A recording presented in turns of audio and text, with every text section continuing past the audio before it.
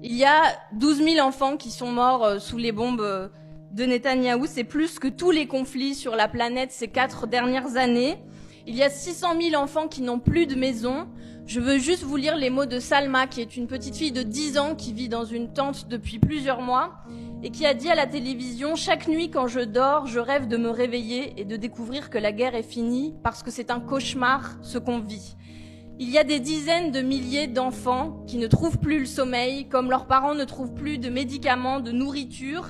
Et ici, les étudiants, mais pas seulement, plein de militants se mobilisent pour que ce cauchemar se termine. Et je veux leur dire bravo et gloire à elles et gloire à eux pour leur mobilisation.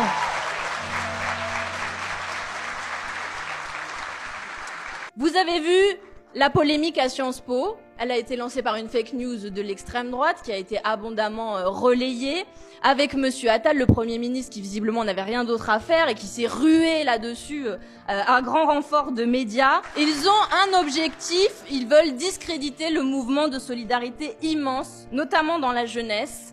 Et je veux dire aussi que c'est notre camp qui porte depuis toujours la lutte contre l'antisémitisme et contre toutes les formes de racisme. Et face à la guerre, face au silence honteux, face à l'inaction complice des lâches, nous demandons et nous continuerons de demander un cessez-le-feu immédiat. Nous pouvons et nous devons faire plus. La France doit demander un embargo sur les livraisons d'armes à Netanyahou. L'Union européenne doit rompre son accord d'association avec Israël. Nous avons déjà fait voter au Parlement européen un amendement pour le cessez-le-feu et on va continuer.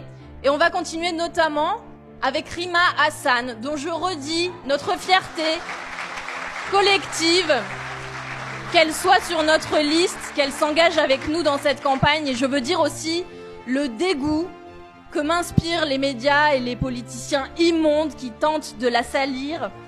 Vous êtes la jeunesse mobilisée, vous avez raison de le faire, vous êtes la pointe avancée du combat pour la paix, contre les obscurantistes, contre les criminels. Bravo à vous.